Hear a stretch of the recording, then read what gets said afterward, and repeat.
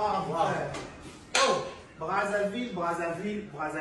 Boya et Maramoueza. Voilà, voilà, salon. Cam's Beauty. Pour des make-up, pour des perruques, pour la mamounion, ça va dire micro-shading pesant en téléchargement. Ah, voilà, Katia.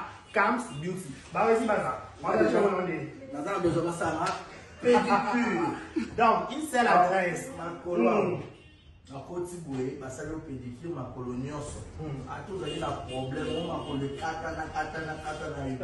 Ah, voilà, Cam's Beauty. Brazzaville, la 123.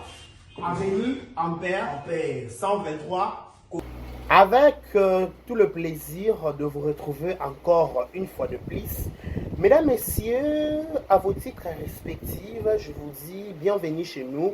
Vérité News officielle, j'ai l'habitude de dire bienvenue chez nous parce que c'est une habitude que je me suis habitué de vous souhaiter bienvenue chez nous. Parce qu'avant d'abord de poursuivre cette vidéo, il faut que vous soyez la bienvenue auprès de nous parce que ici, excusez-moi, chez Vérité News officielle, on a eu cette obligation, on a eu ce comportement de vous tenir compagnie à chaque fois, à chaque instant, quand il s'agit de vous divertir, quand il s'agit de vous apporter la bonne humeur, la gaieté, pourquoi pas aussi vous divertir, vous informer, on fait toujours le nécessaire, on fait toujours l'impossible. Je vous dis un grand merci, abonnez-vous massivement, likez, partagez, laissez des commentaires, ça nous fera énormément plaisir. Bonjour, bonsoir, bon week-end à tous et à toutes, je vous dis un grand merci. À la présentation, vous avez votre humble serviteur, Décaré Bachia, c'est lui qui a eu l'opportunité, il a eu le vouloir et le faire de vous tenir compagnie pendant 1 heure, 30 minutes, 20 minutes, ça dépend à l'heure. Capable de retenir nos compagnies, je fais toujours l'impossible de vous tenir compagnie. Je vous dis un grand merci. Merci beaucoup pour votre aimable attention. Merci pour vos points, merci pour vos j'aime, merci pour vos commentaires, merci pour vos encouragements, merci pour tout. M'abonner, tout. Il y a Vérité officielle. Merci, je vous dis un grand merci. Restez connectés ici afin de rien rater, afin de rien louper. Je dis toujours, moi, l'impossible, c'est pas moi. L'impossible, c'est pas nous. L'impossible, c'est pas vous. L'impossible, c'est pas Vérité officielle. Parce qu'ici, même si la santé nous dérange, ici, même si ça ne va pas, ici, même si, bref, on est toujours là pour vous tenir compagnie, on est toujours là pour vous dire ça ira, si on tient toujours le coup, on a beau citer un Nzambe, nous appelle ça biso paiement. Pourtant, Babaka, c'est lui qui, Babi, quand on dort, quand on se réveille, tout aura toloté, c'est grâce à lui. Babi, à chaque fois, il révèle sa bonté dans nos vies. C'est grâce à lui, il aura bonne santé, toro tambola, toro loba, toro lia, toro mela, toro basolonio, sur tous les 5 sens. C'est grâce à Nzambe. Donc bref, je dis un grand merci. N'a pas permettre à biso sous l'élo, tout kutana bino, tout les que semaine un peu chargé, tout les que ça moment un peu chargé. Donc il est lentement et sûrement na kati na fin na kati en fait moi au Kabola biso premier semestre et na deuxième semestre. Voilà. Premier semestre c'est banarabanda janvier ti juin. Deuxième semestre banarabanda juillet ti décembre. Bref, aujourd'hui Toro Banda, Toki Malembe lentement, le 30 juin, jour à Lipanda, ya Mboka na biso RDC, mon beau pays, la République démocratique du Congo, balobi indépendance, tcha tozuye, o Lipanda, tcha nous bagidi, au tableron, tcha ba gagné o. Oli panda chacha no batikin aserenzo na bango bayokani moko nakolanta ta indépendance chacha tozuye oli panda chacha no bakidi au tableron chacha ba gagné o oli panda chacha no bakiki. Voilà, être comme le 30 juin, ils ont déjà première partie année. Il y a 2024 qui n'ont reçu pas toi à mois de juillet. Donc je vous dis un merci, et bonne fête déjà de l'indépendance. Lentement et sûrement, tu recoutes à l'Ipanda. Faites ça bana mboka. Vous avez fait ça bana mboka, vous faites ça Noël, Théo, bonne année, Théo, faites ça bana mboka. Soit à Congolais, à Congolaise, à Zaïrois, à Zaïroise, à Penza Congolaise, Congolais d'origine, biso tout au fait le 30 juin, jour il y a indépendance en Mboka na biso. Donc voilà, merci beaucoup. Merci ça va la biso. Voilà, je tiens à signaler que vous suivez cette émission en direct de Kinshasa. Nous sommes dans la capitale de la République démocratique du Congo et à la présentation c'est votre humble serviteur Décaré Bachia, garçon 1m70, garçon par choc et Kingo Mwambe, garçon longi boule, garçon Bouaka. Là moi genre franchement, je suis un peu compliqué là. Boya, Maramoueza. Voilà, c'est un peu compliqué, franchement. Wesh, non? Wesh, Je suis un peu compliqué, je suis un peu fantastique, je suis un peu cocastique, je suis un peu miribolant, je suis Nutella, je suis un peu compliqué franchement. Donc voilà, merci beaucoup à la décarré, merci à vous tous, merci pour vos compléments. Maintenant, on a décarré, on a l'ingara par choc yango. Nabara par choc yango yo. Kingo mombe yango, tala kingo katana boinzambe. Makolo moko bono ça vraiment mystique, hein? C'est vraiment genre. Boya eh. Voilà, merci beaucoup à la biso. Voilà, laissez-nous souhaiter un heureux anniversaire à tout Babotama Lelo. Joyeux anniversaire à vous, que du bonheur, longévité, prospérité soit votre histoire, que vous prospérez à tous égards de la part de Décaré Bachia, l'homme de Boya et Makambweza. Merci beaucoup à vous, profitez au maximum. La journée n'a bien le Botami. Botama et l'amour, il y a un week-end, par rapport à week-end, photo binat. Joyeux joyeux anniversaire à toi qui fête Botama et l'amour. Joyeux anniversaire. Joyeux anniversaire.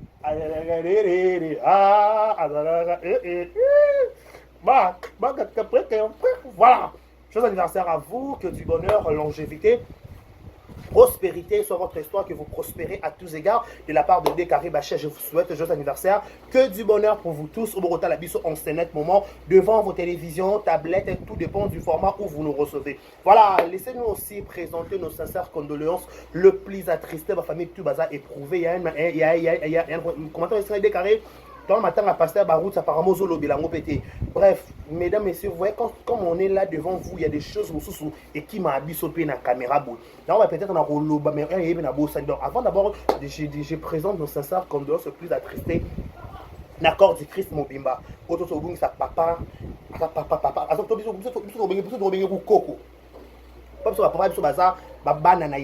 donc papa pépé na biso papa barouti o subotika biso mais ça sert condoléance d'accord de Christ Mobimba mais c'est ça qu'on a na bana nzambe tout na batu nyonso mokili o ba ka pasteur barouti personne na pasteur bafaza souté les deux AV mortuaire je crois na tata Raphaël surtout aussi c'est une émission à 17h surtout si c'est à surtout la possibilité on peut arriver là-bas pour notre image.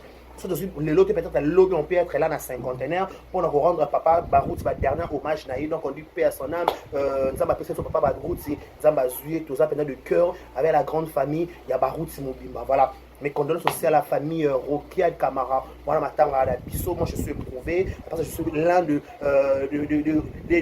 familles Kamara. Donc je voudrais mes condoléances les plus attristées. La grande famille Kamara, en particulier, na madame Rokia Kamara, madame Alima Kamara, na Kamara Nyoso, la vidéo, nous sommes de cœur avec vous. Sa papa na bango, paix à son âme, ça va payer sa marque, ça fait sa courage à fortifier famille. On est vraiment de cœur avec la grande famille Kamara. Voilà, merci beaucoup. Laissons-nous dire un grand merci à tous les abakouks du monde entier. Merci beaucoup à tous les abakouks certifiés. Je pense directement Madame Olga Mavidili. Elle est certifiée abakouk, elle est certifiée kimbanguiste. Merci beaucoup à elle. Merci aussi à Madame Edwige Kabouiko, 3 fois star. La maman, Edwige Kabouiko, 3 fois star. Un grand merci à elle, un grand merci à toi, Décaré. Merci à tout le monde, merci à ma famille, merci à tous les abonnés de Vérités Officielles. Merci à vous, j'ai dit un grand merci. Merci la SBC la Bissa Loumams pour la marque de confiance. Ouais, c'est jamais pour renouveler face à Décaré Bachia. Je vous dis un grand merci. Voilà, on va en parler de beaucoup de choses aujourd'hui. Je vais parler des autres. Il y a pas de dossier. Mikole, j'ai vraiment des dossiers trop sensibles en fait. Aujourd'hui, dans cette émission, on a vu que le dossier, il y a tonton Sherika Toumba. Tonton Sherika Toumba avait beaucoup de respect, Zoa Kiti Vanda. Maramboueza. Et Rolumba CC. Tonton Sherika va tonga au CC. Tonton Sherika va tonga au CC. Et Lumba CC Zoa Kiti Vanda. Et aussi péchant à Black Line Mobutu. Et pas Zoa Kiti Vanda. Babi Lumba CC.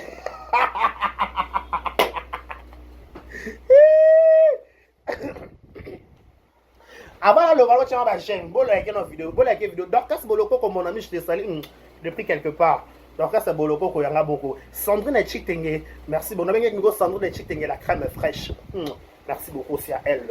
Presque à la guerrière. Et t'habites à Nzombo, mon ami, madame. Tu as un j'aime, pardon. Pas ma le Béza. makambo koloba eza. Franchement, lelo makambo koloba eza. Na benaki tonton Sherika Tumba pourquoi? Na sabino que nous avons remarqué tonton Sherika Tumba sous la bienvenue pas ma collègue des artistes comédiennes. Pourquoi je vais m'expliquer? Il paraît depuis Sherika comment retourner dans la SB, ba comédien belé ba sepelate, ba lobela makamongo CC. Ngana fungolo ton Sherika dans milliers. Ba loba nini? Ba dit que bando comment retourner dans la SB. Oyango ba bengo ba chaîne ba tumisusu te. Comment que jouer quand on a SB, au pesa le meilleur dans la SB, yango ils ont causé séparation entre yo na Black. Na mi tuni question moko. Est-ce que Sherika Tumba na Black Mobutu on a problème ou on a problème? Je me pose la question, je ne vais pas poser, je ne trouve pas la réponse. Ce qui est Sherika Tumba, on a un problème na Black, est-ce que ça a cause si là ou quoi? Non. Ce qui est Sherika Tumba, on se dise la vérité un moment, mesdames et messieurs. Sherika Tumba, Aza, comédienne, un d'abord. De deux, à quoi qu'on a l'élo Karamina Irsil, à quoi l'élo Karamina Belleville, à quoi l'élo Karamina Nassil, à quoi l'élo Karamina Moutousson Oldo Pakala. Mouton n'y a soit considéré, n'est pas considéré. Soba soit il bazar va contredire ngati. Balobaka mouton longo li bilamba na nisu na yo yo sonité. Yo pe okota le ro sonité. Cela veut dire quoi? Mouton a négligé yo. Mouton a payé sa valeur na yo te. Yo pe payer sa valeur na yepete. C'est réciproque. C'est flèche à l'aile, flèche à retour. Ceux qui les l'ont peut-être cherché à comprendre qu'il doit payer sa valeur na ngate comme c'était avant. Qu'est-ce que il doit faire? Il doit se maîtriser. Il doit avoir de la limite. Parce que ceux qui les l'ont, vous voyez que Sherika comme il produit à SB, c'est ridicule, c'est déplorable. Pourquoi c'est ridicule? Parce qu'on se dit la vérité entre nous. Toyebi lelo Sherika parmi bateau, on a tourné la chaîne Nyoso, à Kenana Bella, à sa proche à bien Black. Film à Kianda, voilà. Film à Kianda. Et après, on film au festival, parce que Sherika a fait empreinte nae. Sherika a empreinte dans sa film à Kianda. Ce qui lelo Sherika a remarqué peut-être. Pour la carrière, il faut faire empreinte par-ci par-là. Est-ce qu'il faut se limiter quand on a Black? À côté de l'empreinte, peut-être nous sauter. Est-ce que par exemple, entre nous, soit des babines sont dans les réseaux sociaux, entre parenthèses, ceux qui pèsent à la rabongo to éviter entre Silana Irsil, la mésentente. Est-ce que la mésentente, c'est Silana Irsil? Qu'est-ce qu'il y a à voir avec comédienne, notamment Sherika? Qu'est-ce qu'il y a à voir? À l'époque, ton chéri, elle si la bota mon Sherika, elle si la bota mon Sina Irsi, ba matro qui va foutre ba qui va ngola, ba ça film avec Irsi contre Péchanga, ba rouge à lèvres, la fille de mon père, maman bébé Sherika zala péter à l'époque. Azana ceinture na bangota. Azana ka comédie mazana ka ceinture na bangota, azana na casting à Black temps. Mais aujourd'hui, on se dit la vérité, pas ton peu Black, c'est la Kianda. Et puis ba comédie bébé ba jouer raté hein. Bobo ba no ka jouer raté je crois. Attraper pire Black. Omar Kabon pas jouer on dirait. Attraper pire Black. Bah comme des moussous va pire ba jouer pété mais bah mon a potentialité que savoir faire de ça il faut avoir il faut Sherika cha empreinte na yé. Bah voir mutu selon empreinte na yé. Parce que les autres lumba c'est bah il paraît. Non comme il paraît non na yo qui fuite. Et là ça que il paraît bah que Sherika na Black ba sola sous te pona si la ni na yoki. Ça reste à vérifier. Mais ba sola sous te pona Black pona si la. Parce que question est tona. Ici la bokangela Sherika kanda pona sila pourquoi? Ce que c'est un solo. Ce que c'est un solo. Okangela kanda pourquoi? J'affirme rien, je confirme rien, j'ai entendu. Ce que c'est un solo que belle, comment belle fait content ma casse le point. Tata belle, bon c'est bon retour au pays. Ma tata belle, moi je t'aime. Tata belle, je t'aime, je t'amour. Tu captes les boys. On doit comprendre, ce qui est là, c'est que Black a gagné la Sherika Kanda pona sila. Il y en a sens temps. Parce que selon le sous-bassement, selon les sous-bassements, on a la selon. N'a le bien. À l'époque où Irsil, na sila, ba o mata ba o kita, Sherika dans la peka comédien. Azara proche na bangote. Alors on va peut-être dans la musique. Basola peut appeler ça na bambote mais elle va ko mata ba ki dire bien avec kebele ki banda ça ba balé ba comédie musu bazala pété lelo peut-être ce qui potentialité à Sherika et c'est ngacha empreinte na kata SB. Est-ce que vous pèse le monopole que Sherika va sur la kata non, c'est faux et archi faux. C'est faux et archi faux. Je peux irsi la côté va filmer la kata chaîne na ye. Nena yebeli Sherika. Abanoko ya pe asali pe analyse. Ndazo ça analyse pour la film ba tumusus o ba on négliger notamment ba famille Libota. Bazo rejeter Sherika na ba analyse na yo. Na ba analyse na ye. Quand on comprend un dossier ba analyse na ye. To kota na ba dossier ba analyse on a. Vous comprenez un peu? Est-ce que vous avez la ligne de cause? Vous avez la ligne de cause de l'élo, Sherika est la victime. Sherika est la victime à rendre si la Belina, il y a si la Irsi. Non, non. Ce que le moment à Sherika trop dans la SB. C'est qu'il va demander trop. SB c'est comme ça. Quand on va demander trop, quand on va demander trop, si la salle a rapport, ça va fanatique naïe. Si la salle a rapport, ça va fanatique naïe. Ayo car oreille va fanatique naïe. Il paraît. Maintenant, à ce moment-là, wapi. Black, bayakana Sherika, il paraît, na yebite, na yo ki solo, je confirme rien, j'enfirme rien. Bayaka soki na Sherika, soki pendenge nini, soki. Mais nga ça na kuna te na dossier bayaka soki bayaka pété. Nga na mi tout la question. Soki le Black, alors quand ça Sherika ennemi. Topé Sherika. En soit, d'habitude, on dirait que blague quand ça Sherika ennemi, bas sur la paix sauter. Est-ce que ça pour na kaka Sherika tout na kaka SB, le roi blague à ton kaka SB. Non, c'est faux et archi faux. Je suis pas sûr. J'en doute très fort. Je suis un peu dans une bouteille de camo. Pourquoi? Et quoi ça la maté? Mon bout à quand ça Sherika ennemi t'es pour na si là non. Parce que si là c'est la sœur à Irsil. Même si le bas sur la paix sauté, même si le bas une différence, c'est quota, on n'en disconvient pas. Mais à retenir que le lot qui Sherika, à chaque fois SB, il peut vérité si là il y a Irsil. Bah je vais pas Massananga, je vais pas Moutunanga. Parce que je suis pas sûr certain Sherika dans Irsil va H encore. Sherika va aller à Irsil. Oui. Parce que si la Massa Irsil, is black, même ça Moutunanga, normal. C'est comme ça. Sherika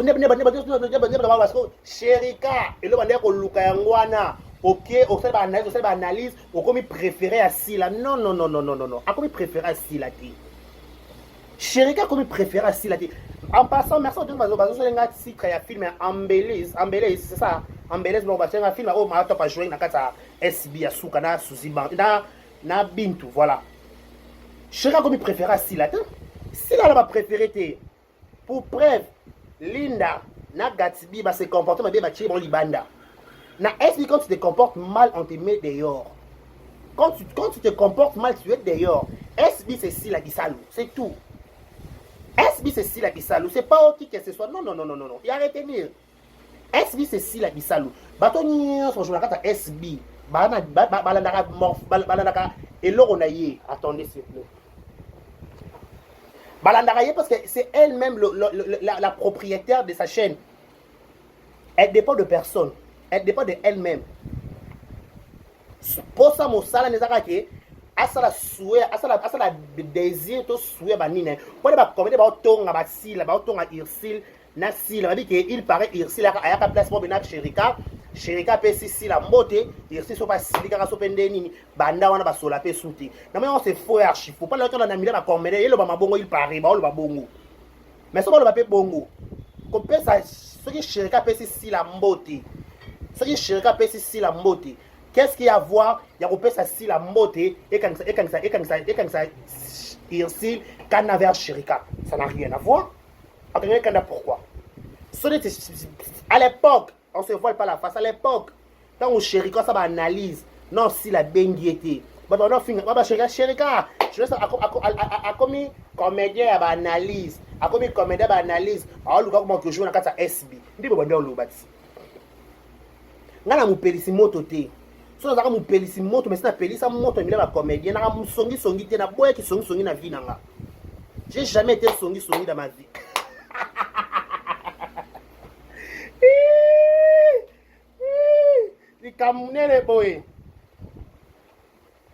Il paraît bongo. Ce qu'on a mis toute la question. Mbote ka Sherika pesa ki si là, il y a pas si la posa bengi na film. Non.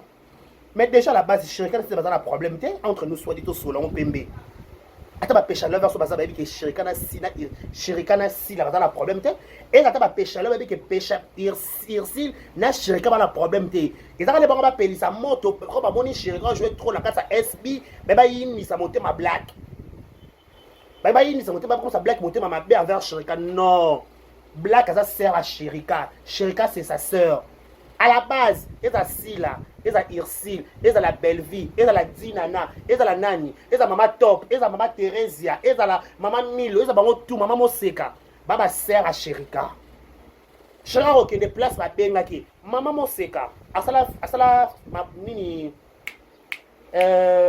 libala ba comédien on avait tous les comédiens bayaka wana il n'y avait pas qu'à des comédiens famille non les comédiens sont bayaka tourna ba tunyo so ba différents mais bayaka wana. Et quand on a Maman Seka, pourquoi? C'était une très belle concept. Tout c'est fait la concept en Maman Seka. Ça veut dire que place va benga yo place au kende mais hormis que on a préférence na yo, les gros handicapé yo. Shirika jusqu'à preuve du contraire. On le va ramba Bella, mais Bella va chaiter. Tout sur la pembit. Shirika si quoi va ramba Bella, mais Bella va chaiter. En tout ça l'analyse ya film ya Bella aussi là mon enfant. En tout ça l'analyse ya Bella ya Bella. En tout ça, l'analyse à Bella, il y a filmé aussi là mon enfant. En tout ça, l'analyse à SB, il y a filmé aussi là crochet de vipère. Mais ça dit qu'à 2 jours. Na Bella, ça dit qu'à 266 via Pamba. Mais na SB, ça dit 2200 cas. On a les bandes hormis dans YouTube Studio. Dis-nous un peu, entre le deux, le choix est clair. Bon, rejeter Shirika. Rejeter Shirika pour le moment que Shirika, à cause qu'on s'est penché trop dans la carte SB. Oh, peut-être ça, le Kuta, on ne peut jamais croire à ça. Bah, ça, artiste, bon, limiter ma Shirika, na badabani na bango. Pour limiter Shirika. Ceux qui le black en sa Shirika, Shirika peut déjà là-bas, c'est à sa grand garçon. Ceux qui peut comment on peut faire solo. Tout qui a contexte que ce qui est solo, qui black a quand ça Shirika ennemi. Mais c'est ridicule.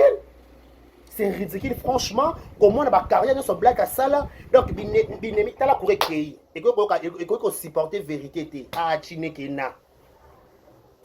Courée qui n'a aucun de qu'on supporter vérité. Donc, ça, plutôt courée qui n'a abonné qui ça. Comprenez, c'est comme ça en Afrique. Ok? Donc voilà. Bon, c'est honnête. Ok, ça, courée qui n'a pas et chitaka. Donc, tu auras la trouble. Revenons à notre mouton. On a chité. On a le babouille. Ce qui est le Shirika, Black House, ça Shirika, t'es pas tout dans la SB. Moi je trouve ça, il n'y a pas de sens. Il n'y a pas de sens. Pourquoi? Parce que Bissonne surtout Yebi.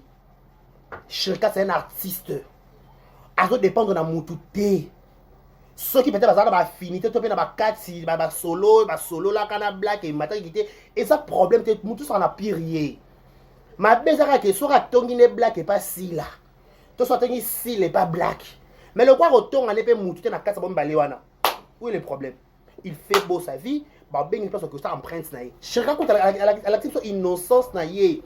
À l'activité que même si n'est pas que ngana Black to solo là té, nazol lo baka makambu, ya ba comédien, là ma tata belle, makambu ba tout. Oh nyos encore sa film, mon colope ben enani Black. Alors comme on compte ça va filmer la chaîne, je suis sûr et certain Shirika comme on reçoit l'analyse, il va filmer na yé. Oui. À l'analyse à Moutounio, film. Quand tu produis rien, on ne fait pas ton analyse. Quand tu produis quelque chose, on fait l'analyse. C'est clair. Il faut faire des productions. Ok, Shirika Irsil, parce que Irsil n'est pas ça la production. Ce qui veut dire que, ok, à la Nigérienne a contrat à Gomez. Et ça film à Irsil. Et film à Irsil. Jour Irsil a la production à Yé. Avec ce que Nigeria ba Yé. Attends, ma biso peut doit te lobby lango. Et là c'est grâce au sol. Tant que na Niger, to lobby lango parce que ça film na Yéti. Mais tant que ça ba film na qui ça to lobby. Oui, tout le monde qui les destins, le destin, to me précieux ya, ba film sur ça to le parce que ça ba film il y a grâce yé moko. To ko ba film moi na impoli à Gomez non. To makambo oh yo moza mais so toujours pe black comme ça ba film. So demande Shirika ça ba nettoyer que non, c'est qu'il y a un problème. Mais aussi longtemps Black dans sali film était actuellement dans les réseaux sociaux, attache Shirika lobeli était, bah na problème té. Bah na problème té. Sur un jour à côté ça film, Shirika lobeli. Je crois qu'on a fait un chèque. Le roi la côte civile maintenant, chacun pour moi le ballon payé et zapété. Parce que la moto ça a visible en fait. Ce maintenant les lots. Binemia komi bongo. C'est papier le bas na passe ma cassi. C'est que papier le bas na passe ma cassi. Parce que ça na papier lomé. Ba effort fourni, ba éducation donnée. Makambo de ce papier le bas bete la to la tout est là ba baba na ye. Ba que ba fon ka le ba fitité ba banalité réseaux sociaux et les cas. YouTube et les cas. Biso YouTube to les cas. Tozonga makambo zonga au tempora au mores au temps au mers pourquoi tout ça la rendre place to biki rendre peut-être et quoi boutiner l'autre côté elle c'est ma sœur non il faut avoir tout un peu Sony yo kanga Sony ngapena yo kopé Sony est-ce que il reste soit quand ça chirga ennemi pour nasila ah non je suis pas sûr ça reste à vérifier et ça n'a pas si on habite frère bon la télévision pourquoi ça se passe comme ça. Chacun se pour mon azo lobela bino bato famille bota boto chaye kate en passant ma top bon voyage ok mbokani ma top pour roba na moni ça va pas mama top tozongi na mama on a ba shirika donc à retenir shirika zo jouer na kata SB parce que bazo benga ye joue pe ba do benga ye pété on joue na kata SBT. Je suis sûr et certain, chéri, quand na belle balaba relation na black balaba relation bon toujours avec kitoko, n'est toujours supposé. Ba comment des choses ba hypocrite. Beaucoup ko ba c'est bon ba on mikolo. Parler tout haut pour parler tout bas. Non, il faut affronter, il faut oser. Il faut oser ba mamunus au bolo ba na c'est bolo ba on peut likolo yo kaba te oui, on se comporte mal, on se comporter bien. Et ça peut être hypocrite, c'est pas bien. Voilà, merci beaucoup de votre merci à tout le monde. Merci à tout le monde. Merci à Abdou Balingade Carré. Je vous dis un grand merci. Merci à Abdou Balingade Carré. Abonnez-vous massivement. Likez, partagez, laissez des commentaires. Ça nous fera énormément plaisir. J'allais continuer mes courriers qui donc chaleur, tout ça. Donc bref. Au revoir.